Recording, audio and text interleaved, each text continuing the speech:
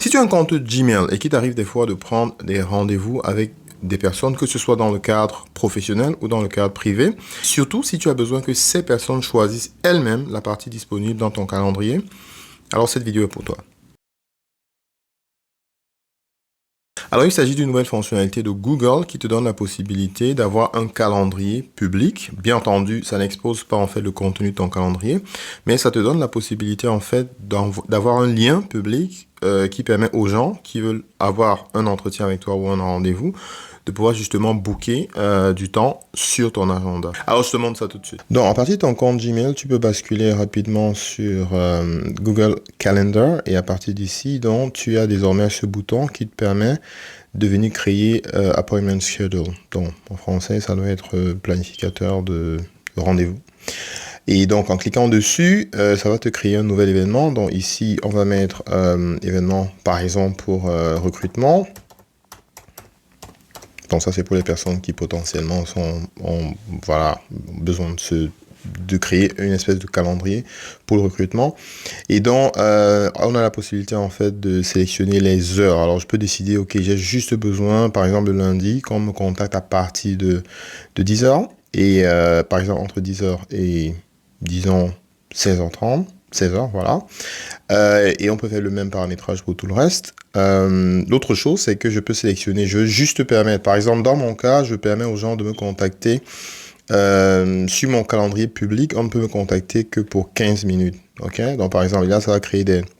de l'autre côté là, en fait, on voit clairement que ça crée comme des slots, des espaces disponibles en fait. Donc, il y a un ensemble d'autres paramétrages. Par exemple ici, le temps maximum qui peut permettre aux gens de pouvoir prendre un rendez-vous avec vous. Donc ici, c'est 2 mois.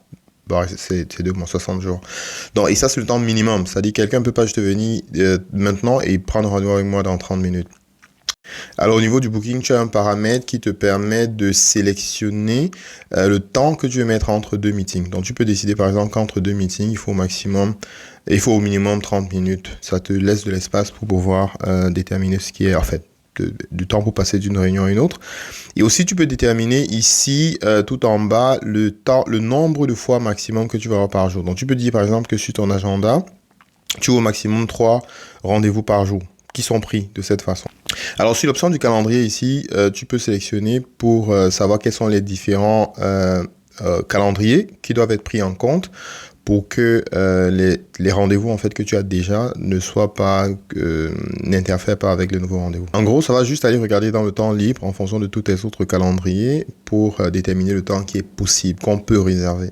Alors, une fois que c'est fait, voilà à quoi ressemble le calendrier. Et donc, je vais cliquer sur Next. Et donc, une fois que j'ai cliqué sur Next, je peux mettre en fait une petite description de mon calendrier. Ça, c'est ce que les gens vont voir. Les gens qui vont venir faire le recrutement vont voir. Il y a un certain nombre. Voilà, on peut mettre quelques éléments sur la photo, le nom, ainsi de suite. Dans mon cas, ce sera Bertrand Fauffet. Et aussi, je peux... dit automatiquement que pour chaque réunion qui est faite, je peux créer automatiquement un Google Meet. Donc ça, c'est ce que je peux choisir ici. Je mets la description là. Il y a un ensemble d'éléments. Je peux choisir ici de mettre le nom, le prénom et puis l'adresse email. Bon, je peux rajouter d'autres aspects, d'autres points, sans souci. Donc, et puis ensuite, il y a le mail de confirmation. Voilà, donc je peux décider d'envoyer un mail de confirmation, un mail de rappel, ainsi de suite. Donc voilà, une fois que c'est fait, j'ai créé mon agenda et désormais il est disponible ici. Donc si j'ouvre là, eh bien voici à quoi ça va ressembler, la phase de sélection en fait de ton calendrier. Donc c'est un outil super intéressant qui te permet justement de gagner un temps juste fou. Plusieurs personnes utilisent Calendly et donc ça c'est une superbe alternative. En plus c'est gratuit et même que tu as la possibilité d'intégrer avec Stripe par exemple la possibilité de pouvoir faire que on ne réserve qu'un certain sur un calendrier tu peux spécifier que les personnes en fait peuvent payer directement pour pouvoir avoir une session avec toi. Donc c'est par exemple ce que je fais pour mes sessions de coaching par rapport à l'automatisation et l'intelligence artificielle. Dis-moi en commentaire, tu le découvres ou bien tu le savais déjà? Dans le lot des cas, si tu n'es pas encore abonné, c'est le moment de le faire. Et dis merci en commentaire, ça te ferait pas de mal. À plus.